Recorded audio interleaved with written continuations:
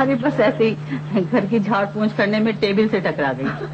अच्छा ये मैं सूट लाई थी सलमा के लिए। अरे फिर से अभी तो आपने। अम्मी वो जेबू घर पे नहीं थी। बेटा स्कूल का वक्त है ना, उसके 2 बजे आती है। मैं आज हफ्ते उसकी छुट्टी होती है। तो बेटा सूफिया क्या होगी? वहाँ मैंने चेक कर लिया है। सितवत आपा क्या होगी, वहाँ देख लेते ना, डॉक्टर है, अक्सर उनके यहाँ चली जाती। मैंने वहाँ बहुत बेल बजाई लेकिन किसी दरवाजा ही नहीं खोला, मुझे बहुत फिक्र हो रही है। तो तुमने वहाँ किसी से पूछा नहीं? आंटी किससे पूछता। अच्छा तो बहन क्या ऐसा अक्सर होता रहता है? अरे नहीं जेबी तो असल में वो कहीं नहीं जाती है, और अगर जाती है तो बता के जाती है, वरना आधे घंटे में वापस आ जाती है। ओहो तुम तो हर बात को एक ड्रामा बना देते हो। बेटा चेकअप के लिए गई होगी, महमूद को फोन करके पूछ लो। सुनो मैं फ्लैट में गया तो वहाँ पर सारा सामान उल्टा पुल्टा पड़ा था, जब भी तो मुझे डर लग रहा है कि कहीं कोई फड्डा ना हो गया हो महमूद भाई से। अच्छा बहन मैं चलती हूँ। अरे नहीं बैठे ना, खाना खा के जाइएगा। प्लीज ये तकल्लुफ ना करें, आप चेक करा लीजिएगा, कहीं झगड़ा ज्यादा ना बढ़ जाए। नहीं नहीं ऐसी कोई बात नहीं है, आपने खामोखा तकल्लुफ किया। नहीं कोई बात नहीं।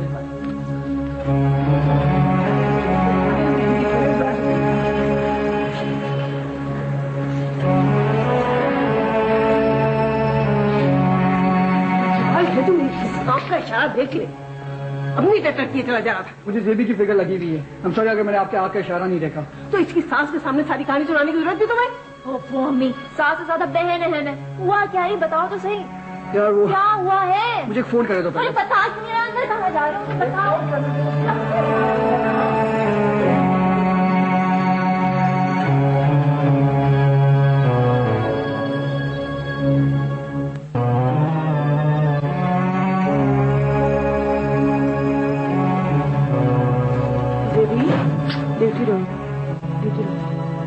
मैं कहाँ महमूद कहाँ है? जेबी मेरी बच्ची तुम लेटी रहो, तुम्हें बहुत कमजोरी हो गई है।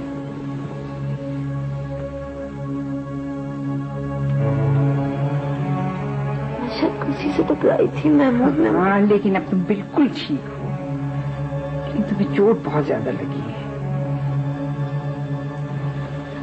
बस अफसोस इसका है कि बच्चे को हम नहीं बचा सके।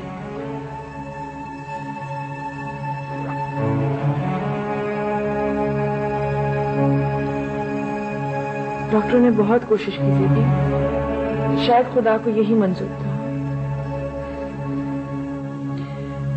शुक्र है कि सिर्फ फतावा टाइम पर आके बना। शायद देखो जेबी तुम बोल क्यों नहीं रही हो?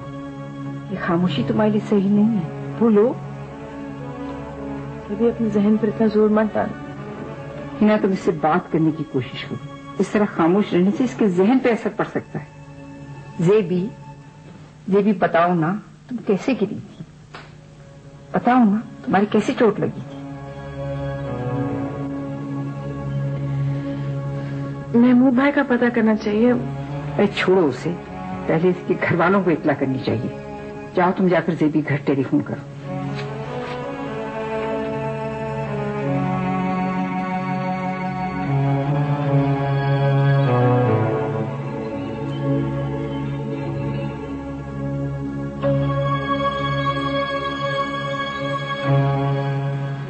अंदाजा नहीं था कि सब कुछ हो जाएगा। मैं गुस्से में बिल्कुल पागल हो जाता हूँ। वो तो खैर तुम हर वक्त ही रहते, लेकिन इस मरतबा तो तुमने हद कर दिया। और एक घर छोड़ के आने की जरूरत थी, कम से कम घर पे टिक के बैठना चाहिए था। मैं गुस्से में बिल्कुल पागल हो जाता हूँ। ऊपर से जेबी को देखो, जवाब देने लगी, पहले चुप हो जाती थी, डर जाती थी। उसकी हिम्मत देखो, वो समीना से मिलने ऑफिस चली गई, बस दिमाग उलट गया मेरा। देख तो समझ में नहीं आ रहा कि तुम किस वजह से परेशान हो, समीना की वजह से, जेबी की वजह से या बच्चे की वजह से? सब चीजों की वजह से, बल्कि अब परेशानी मजीद बढ़ गई है। ऐसा एक बात, भाभी से मिलने गए थे? किस मुझसे मिलने जाऊंगा, और मैं उसके माँ बाप से नहीं मिलना चाहता। अभी तो उसको घर लेके आया था वापस। तुम्हारे करतूत भी तो यार एक से एक, बिल्कुल ही पटरी से उतर जाते हो। प्लीज मेरी मदद करो यार, मुझसे फाइल दो। मैं इस सिलसिले में कुछ नहीं कर सकता। मुझे तो बल्कि डर है कि तुम्हारे ससुराल वालों ने तुम्हारे को केस उतारना कर दिया। यार ऐसे मौकों पे दोस्त काम आते हैं, जमानत देते हैं। क्या तुम्हारी जमानत लूं मैं? मेरी बीवी को अगर ये पता चल गया ना तो मेरी तो छुट्टी हो जाएगी। ये बात तो मत करो, तुम्हारी बीवी तो खुद नाराज होकर अपने घर चली गई है। खैर, इस मामले को तो मैं सेट करने की कोशिश कर रहा हूँ। तुम्हारा क्या करें?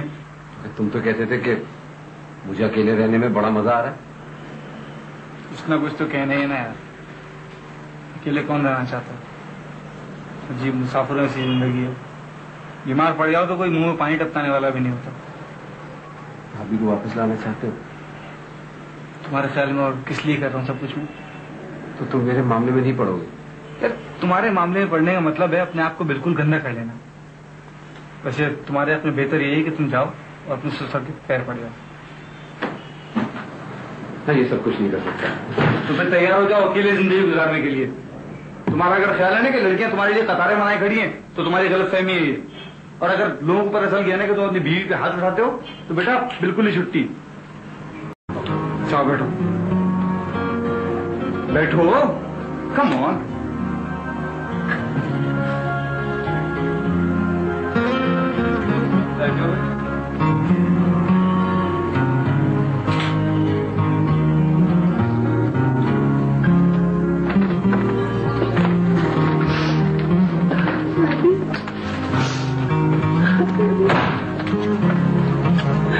क्या हो गया बेटा, ये क्या हो गया? आपने हमें उसी वक्त क्यों नहीं बताया? ऐसे मौके पर सबसे पहले घर वालों को बताना चाहिए। मैं जिस इमरजेंसी में उसको लेके आई थी, मुझे उस वक्त होश कहा। तो वैसे भी अगर आप लोगों को मालूम भी हो जाता तो आप लोग क्या कर सकते हो सिवाय परेशान होने के? जेबी, इतनी खामोश क्यों हो तुम? ये कुछ बोल क्यों नहीं रही है? प्लीज ऐसे मत देखो। ये वक्ती असर है। दरअसल बच्चे का सदमा इसने दिल पर लिया है। बहुत देर से कोशिश कर रही हूँ कुछ बोले।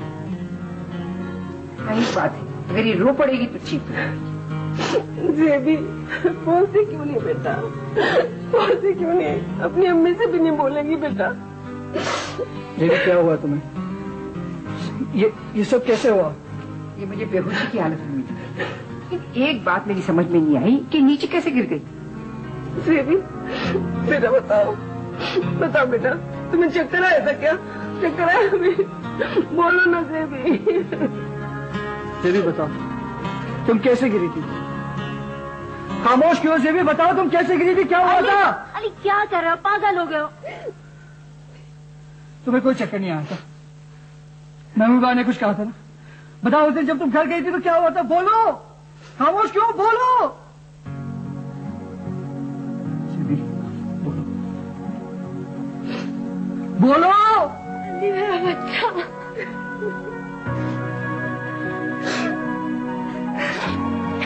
वो तो तुम्हें वापस नहीं मिल सकता ना। किस चीज का इंतजार है तुम्हें?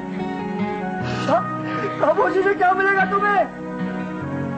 बोलो, क्या मिलेगा?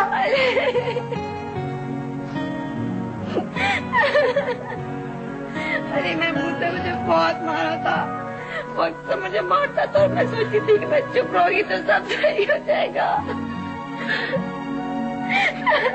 ये जुर्रत क्यों तुम पर हाथ उठाए? तुमने हमें बताया क्यों नहीं जेबी? तुमने इतने अर्से तक हमसे छुपाया क्यों जेबी? वापस क्यों गई थी जेबी तुम? उसी कमबख्त महमूद को देखो, उसे पलट के खबर नहीं दी ये गई कहाँ। कभी तो उसका पता करता।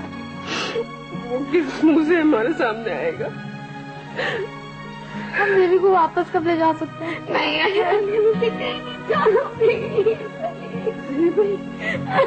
जेबी, तुम मेरे घर चलो।